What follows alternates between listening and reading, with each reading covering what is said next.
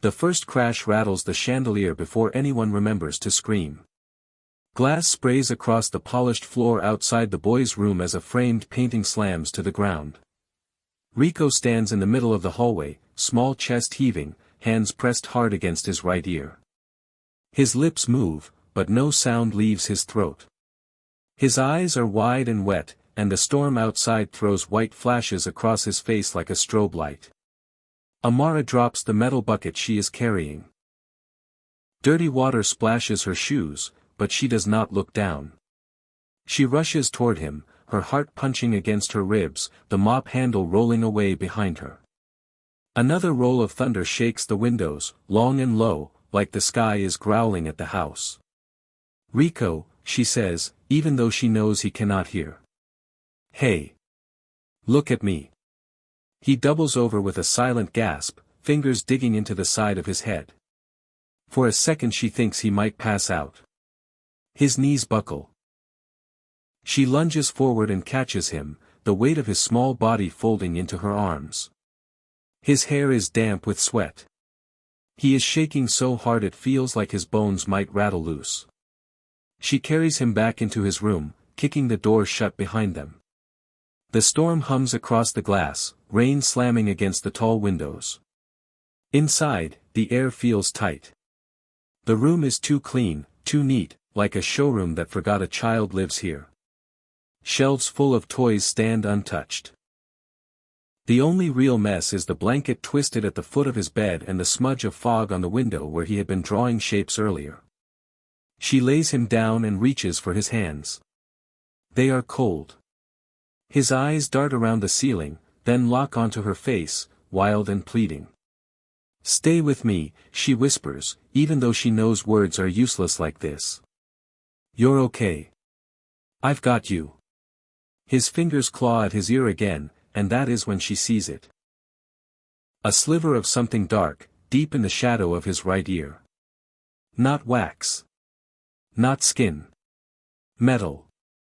A tiny flash of unnatural shine when the lightning hits just right. For a moment she freezes. Before we start, make sure to hit like and subscribe, and really I'm curious, where are you watching from? Drop your country name in the comments. I love seeing how far our stories travel. She thinks of the rules. No one touches the boss's son. No one interferes. No one crosses the line. Riko's body jerks with another wave of pain. Amara takes a breath, reaches for the cleaning cart in the hallway, and pulls out the flashlight and the small pair of sterile tweezers she keeps for picking glass out of carpets. Her voice drops to a shaky whisper. "Riko, what did they put in you?" The lights flicker as she leans in, the metal glint waiting in the dark of his ear, daring her to pull it free. The flashlight beam wobbles as Amara brings it closer to Riko's ear. He whimpers without sound, fingers clawing at the blanket. The storm outside roars again, a hard crack that makes the window shudder in its frame. The power stutters for half a second, then holds. She breathes out slowly and braces her elbows against the mattress to steady her hands. "Okay, baby," she murmurs. "Hold still. Just a little longer." The tiny object sits deep in the canal, catching the light with a faint, oily shine. It looks wrong in a way she cannot fully explain.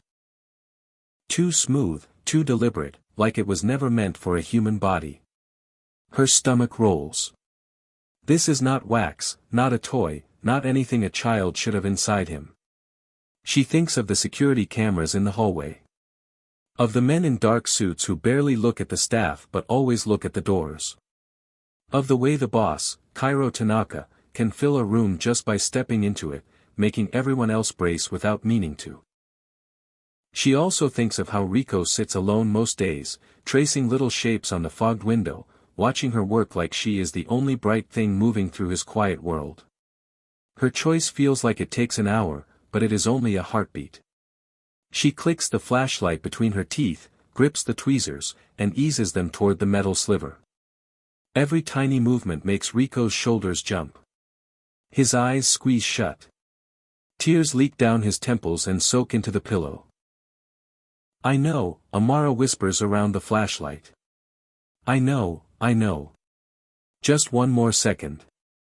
The tips of the tweezers touch the object.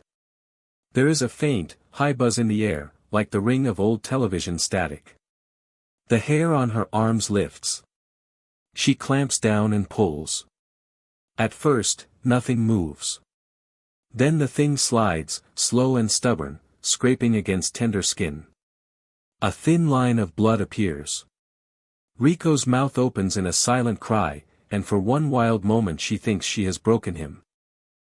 The lights flicker again. The device comes free in a rush, landing in her palm with a slick, warm weight. Riko's eyes fly open. He sucks in a sharp breath, and the first sound that ever reaches his ears is the thunder exploding over the house, slamming through the glass like the sky just cracked in half. The noise hits Riko like a wave. Thunder rolls across the roof, deep and raw, rattling the picture frames and the loose glass in the window. For the first time in his life, the world is not empty. It is loud. It is huge. It is everywhere. His body stiffens. His head jerks toward the window as rain hammers the glass in a fast, steady rhythm. He hears it. He hears everything. The rush of his own breath, shaky and uneven. The wet drip of the mop still lying in the hallway. The frantic drum inside his chest, racing so fast it nearly drowns out the storm. Even the tiny clink as the metal device rolls against Amara's palm. His lips part. What? His own voice startles him. It is thin, rough, like something unused for too long. What is that? Amara stares at him, the flashlight beam forgotten and skewed, washing light across the ceiling. For a second she thinks she imagined it, that the storm is playing tricks on her. But his eyes are focused on her mouth. His head tilts, listening. Riko, she breathes. You heard that? He swallows hard, throat working. He flinches as another crack of thunder tears through the sky, but this time he does not curl in on himself. He looks toward the sound, watching the window jump in its frame. The sky is loud. Amara laughs, a wet, broken sound she did not plan. The laugh turns into a choked sob halfway through.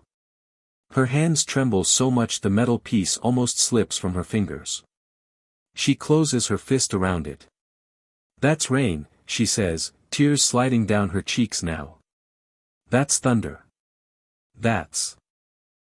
That's your voice, baby. You're hearing your voice. Riko touches his throat, stunned. My voice, he repeats, as if the words themselves are new. He tries them again, stronger. My voice. The room feels smaller suddenly, packed tight with sounds and air and the sharp smell of cleaning chemicals. Her heartbeat thuds in her ears, but his eyes are clear, awake in a way she has never seen before. Amara, he says quietly. She blinks. You know my name. I see you, he says. Every day.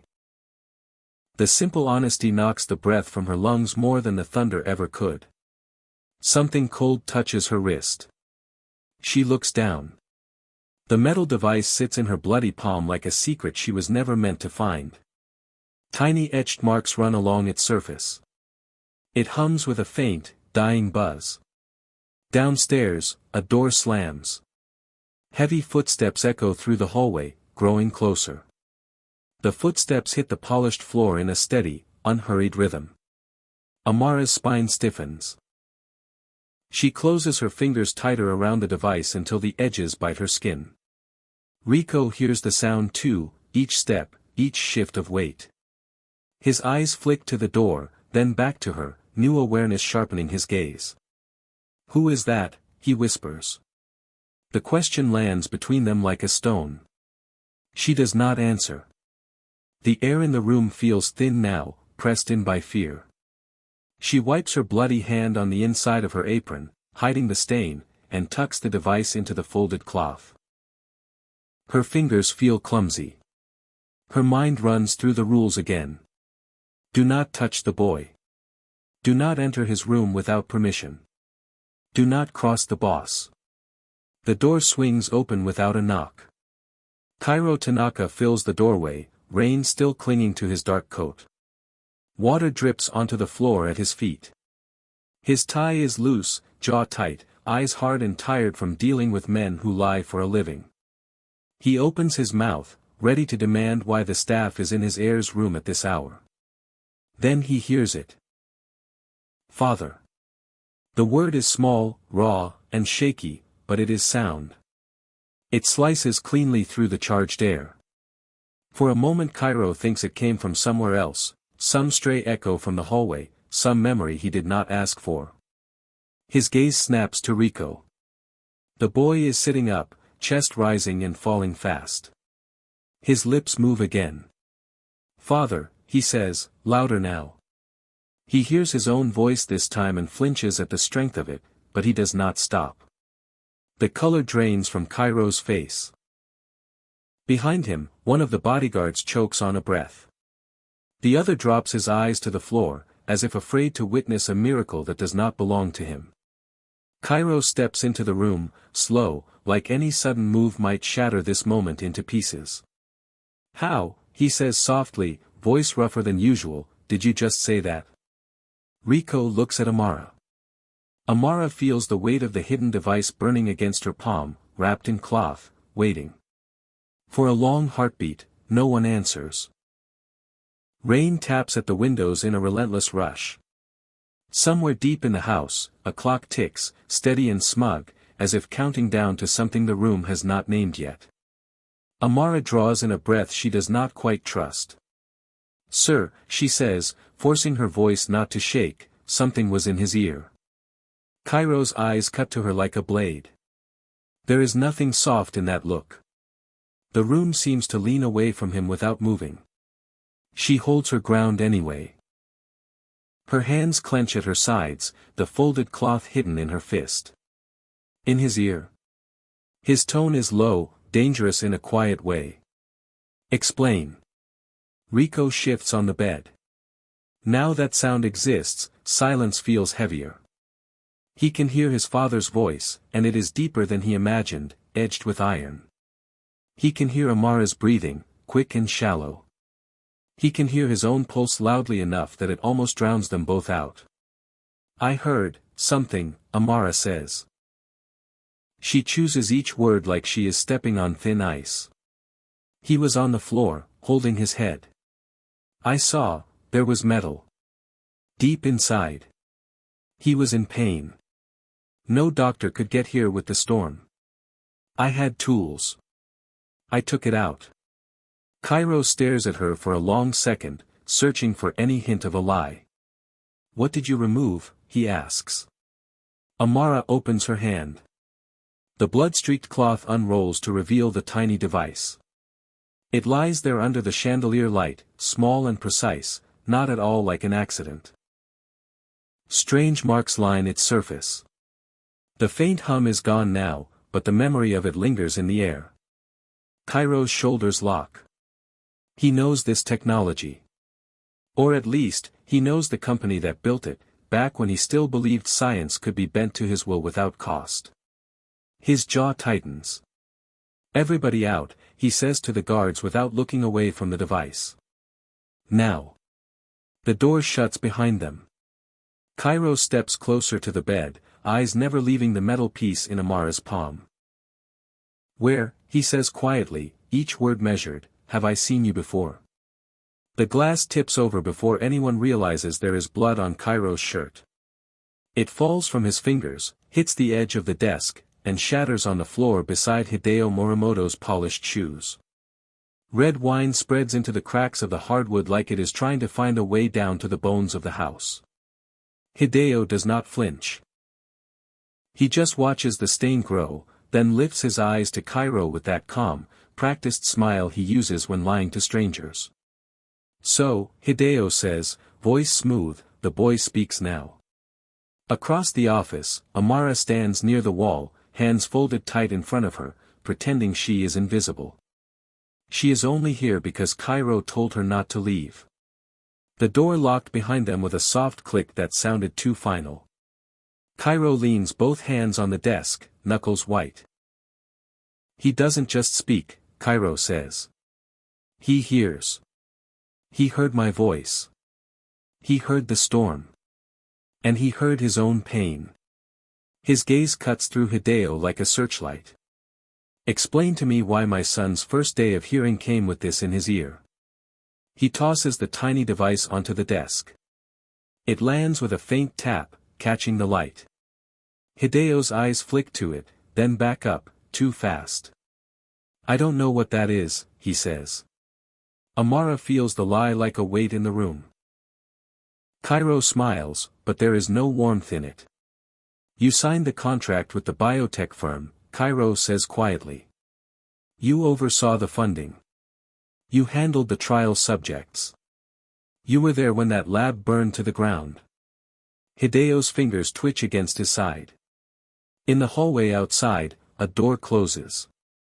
Boots start moving toward the office, slow and sure, like someone already knows this conversation will not end with just words.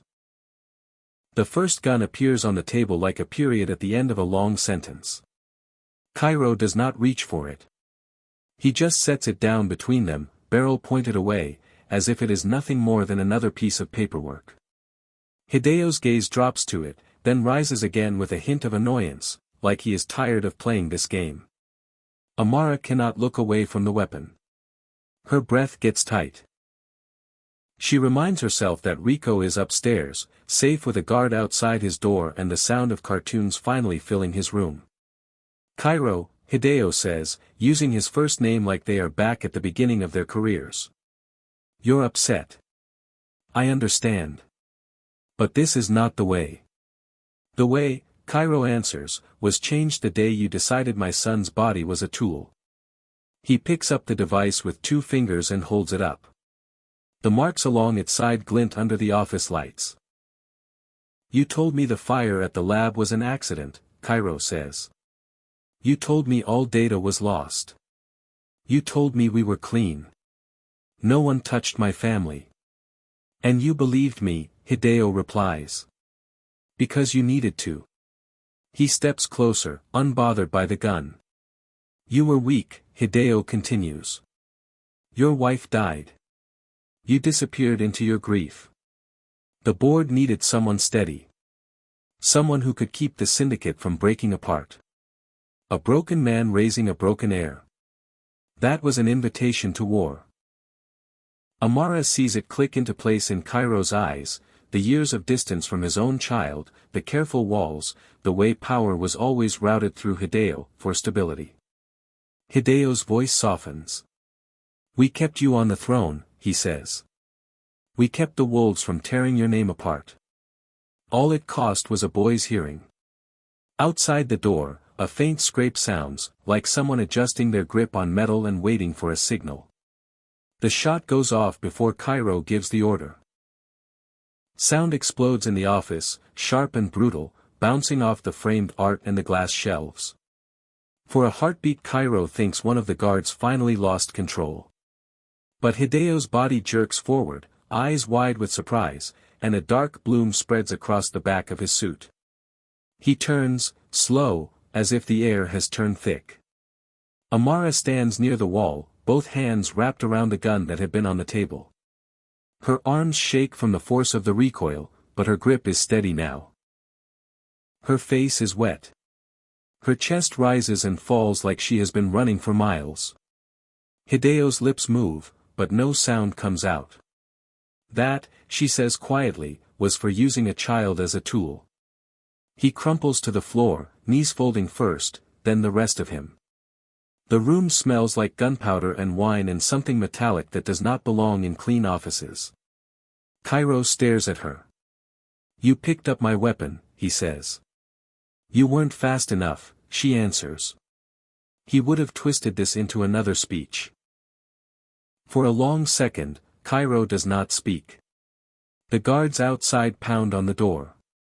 He lifts a hand without looking back. Stand down, he calls.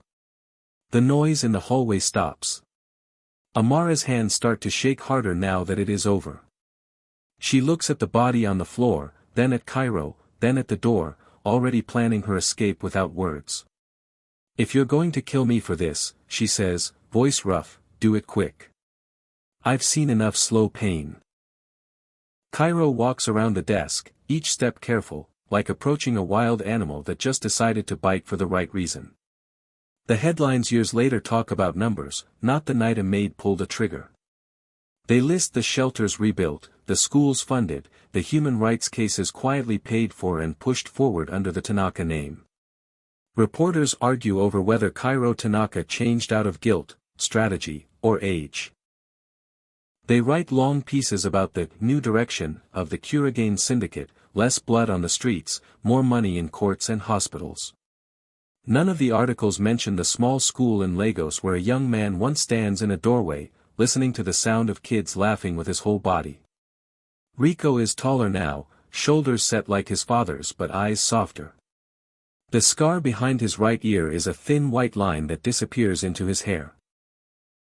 He listens as a group of children sign to each other in quick bursts, then laugh out loud at a joke he missed. At the front of the classroom, Ms. Amara Johnson, no longer in a maid's uniform, just a simple dress with chalk on the sleeve, moves between the rows, tapping shoulders, correcting hand shapes, smiling when a shy boy finally gets a sign right. She has not seen Tokyo in years. She has not heard Cairo's voice since the night he put her on a private plane with a passport, a bank transfer, and a single sentence, "You saved him. Let me save you." Riko takes a breath and steps inside. If you're still watching this story right now, ask yourself this: what would you do if one decision could save a child but put your life at risk? Would you take that shot, or walk away? The door frame creaks under his hand as Amara finally turns and sees him. Her first instinct is that her mind is playing games with her. The young man in the doorway has Cairo's jaw and Hannah's eyes, but it is the way he says her name that makes her knees almost give out. "Ms. Amara." The room fades. The kids' chatter blurs into a soft hum. He crosses the space between them in a few long steps, school shoes squeaking on the floor. Up close she can see the faint scar behind his ear, the one she touched once with trembling fingers. "You grew," she says, because her brain cannot think of anything smarter. "You gave me the chance to," he answers. He reaches into his pocket and pulls out a small velvet box, then stops himself, laughing softly. "No, wrong pocket. That's for another person later." He shakes his head, nervous now. "I came to say something else." He looks right at her, like the boy who watched her mop floors from a silent world. "You saved me," Riko says. "And my father. And everyone touched by what he changed after you pulled that thing out." If this story touched you, don't forget to subscribe and turn on notifications so you don't miss the next story that might move you, or someone you share it with. Drop your thoughts in the comments and tell someone else why courage like Amara's matters.